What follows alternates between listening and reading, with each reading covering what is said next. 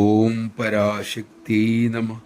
അമ്മ സംസാരിക്കുമ്പോഴൊക്കെ കുറിച്ചെടുക്കുന്ന ഒരു ഭക്തനുണ്ടായിരുന്നു. കടലാസും പേനയുമായി അദ്ദേഹം വരുന്നത് കണ്ടാൽ അമ്മ പറയും, ദേ വരുന്നു നോവലിസ്റ്റ്. ഒരു ദിവസം അമ്മ പറഞ്ഞു, ഇന്ന് മോൻ സംസാരിക്കണം. ആ ഭക്തൻ പറഞ്ഞു, അയ്യോ അമ്മേ, അത് പറയല്ലേ. അമ്മ പറഞ്ഞു, നീ കാളിയുടെ മോനാണെങ്കിൽ അമ്മ ഇന്ന് നിന്നെ കൊണ്ട് സംസാരിപ്പിക്കും.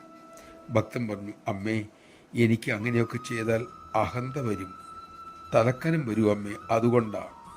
അമ്മ അരുളി, അമ്മയുടെ സന്നിധിയിൽ അതൊന്നും സംഭവിക്കില്ല മക്കളെ.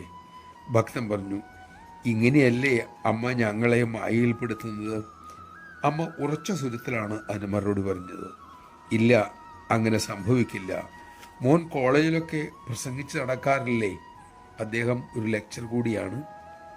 ഭക്തൻ അമ്മയുടെ വാക്ക് കേട്ട് മനസ്സാ പറഞ്ഞു, അങ്ങനെയല്ലേ അമ്മേ എൻ്റെ വയറ്റിപ്പഴപ്പ് നടക്കുന്നത്.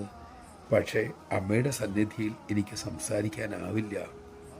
അദ്ദേഹം ഇങ്ങനെ മനസ്സിൽ ചിന്തിച്ചതും കുസൃതി ചിരിയോടെ മുകളിലേക്ക് കണ്ണും നട്ട് അമ്മ തിരക്കി, അങ്ങനെയെങ്കിൽ അമ്മയില്ലാത്ത ഇടം എവിടെയുണ്ട് മോനെ?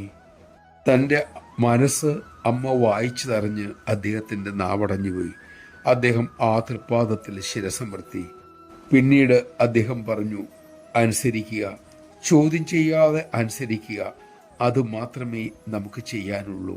കാരണം അമ്മ സർവജ്ഞയാണ്, സർവവ്യാപിയുമാണ്. നമഃ ശിവായ. ആ ബോധം നമ്മിൽ ഉറയ്ക്കട്ടെ.